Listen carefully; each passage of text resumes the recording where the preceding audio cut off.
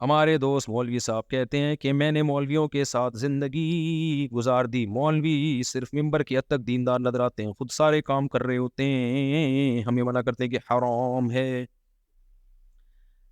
یہ کسی حد تک صحیح بھی ہے، غلط بھی ہے، مبالغہ بھی ہے، سارے مولوی ایک جیسے نہیں ہوتے، اور یہ حقیقت بھی ہے، میں نے خود بھی دیکھا ہے ممبر پہ ٹھیاؤ ٹھیاؤ پھر خود کر رہے ہوتے ہیں وہ کام۔ ہمارے استاذ ایک بات کیا کرتے تھے کہ جب بھی کوئی فتویٰ دو نا تو پہلے یہ دیکھو اس کی ایج کتنی ہے، کتنے دنوں کے بعد میں نے اس سے یوٹل لینا ہے، تو پہلے سے ہی سوچ سمجھ کے فتویٰ دیا کرو۔ بعض دفعہ یہ ہوتا ہے، یہ گڑبڑ ان مولویوں میں ہوتی ہے جو وائز ہوتے ہیں، وہ کسی چیز کو نا اس کی حیثیت سے زیادہ بڑھا دیتے ہیں، حالانکہ وہ شریعت میں نہیں ہوتی، اور اتنا بڑھا دیتے ہیں کہ سوسائٹی میں وہ قابل عمل ہوتی نہیں ہے۔ یہ ان مولاناؤں کے ساتھ زیادہ ہوتا ہے۔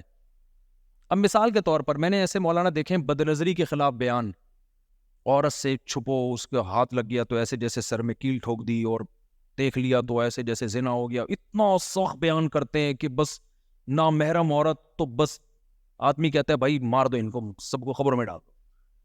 اب جب خود سوسائٹی میں جاتے ہیں تو یہ پاسبل ہی نہیں ہے عملی طور پر۔ اب کوئی آ گئی انہی کی چچی آ گئی، نامحرم ہے لیکن آ گئی، تو کیا دھکے دے کے بگائیں ان کو؟ ان کے سر پہ دوپٹہ نہیں ہو، بیٹھی وہ یوں تو کر رہا ہے، لیکن اب سلام کا جواب تو دے گا نا اس کو۔ ایئر ہوسٹس آ گئی جہاز میں پوچھنے کے لیے کیسے ہیں آپ، خیریت سے ہیں؟ وہ یوں کہے نامحرم کو دیکھنا حرام ہے، وہ ظاہر ہے مروت کے خلاف ہے، وہ کہے گا ٹھیک ہوں آپ خیریت سے ہیں، اتنا تو ہوگا۔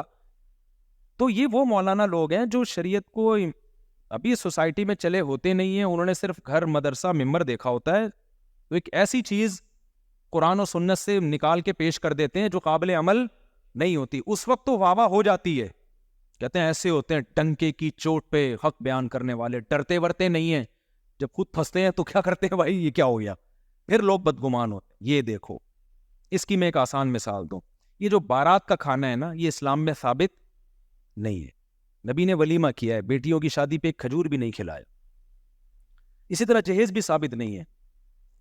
لیکن میں جب بھی یہ بیان کرتا ہوں نا، میں کہتا ہوں بارات کا کھانا ثابت نہیں ہے، اس کا بائیکاٹ کرنا چاہیے، لیکن کوئی ایسا نہیں ہے کہ کوئی یعنی سائیڈ افیکٹ کی وجہ سے ناجائز ہے، اس کے سوسائٹی پہ برے اثرات پڑ رہے ہیں۔ اب آپ کی اپنی بہن کی شادی ہو رہی ہے اور آپ بارات میں نہیں گئے،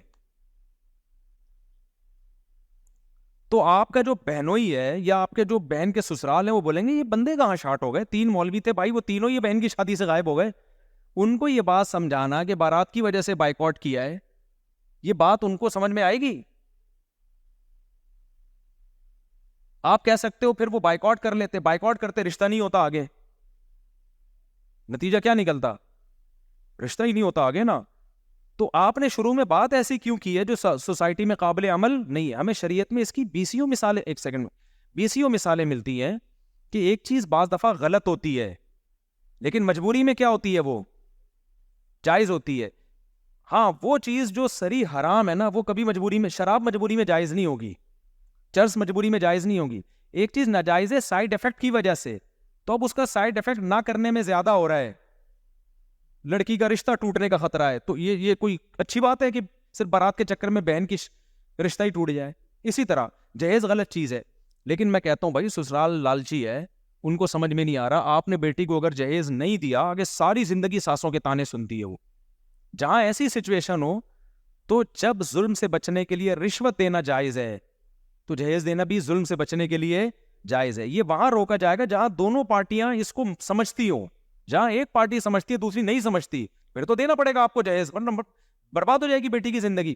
اور آسان مثال بیان کر دیا مولوی صاحب نے، رشوت لینا بھی حرام، رشوت دینا بھی حرام، حدیث میں ایسے ہی ہے، الراشی والمرتشی کلاہما فی النار، دونوں جہنم میں۔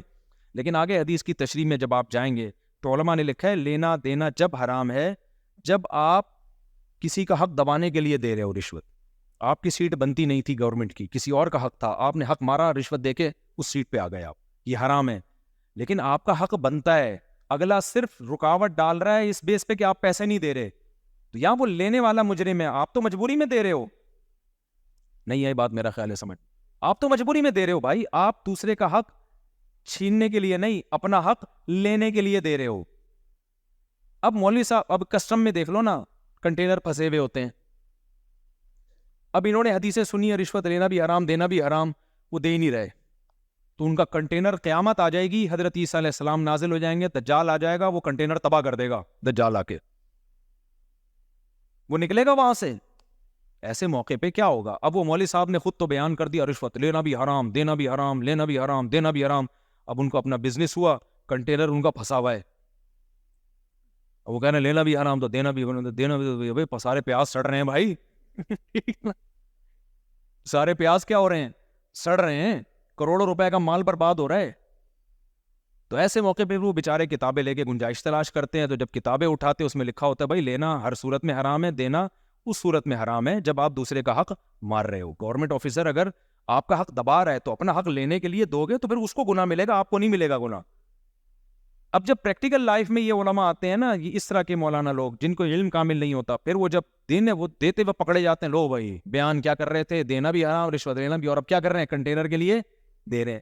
تو یہ وہ لوگ ہوتے ہیں جو علم میں کامل نہیں ہوتے, بات ایسی کر رہے ہوتے ہیں, ادھوری بات ہوتی ہے. ایک اور مثال دوں میں آپ کو. ایک مولوی صاحب تقریر کر رہے تھے, میں نے ان کا بیان سنا, میں نے کہا یار یہ بہت زیادہ ہو گئی ہے. وہ کہہ رہے تھے جماعت کی نماز بہت ضروری ہے.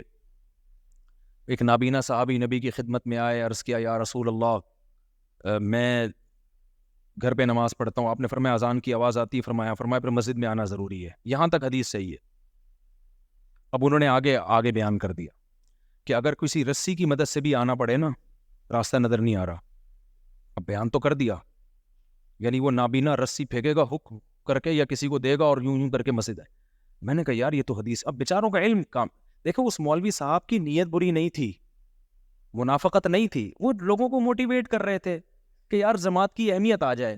لیکن موٹیویشن اس اسٹائل میں کر رہے ہیں کہ جب خود پھنسیں گے نا تو بھائی یہ رسی والا طریقہ چلے گا نہیں.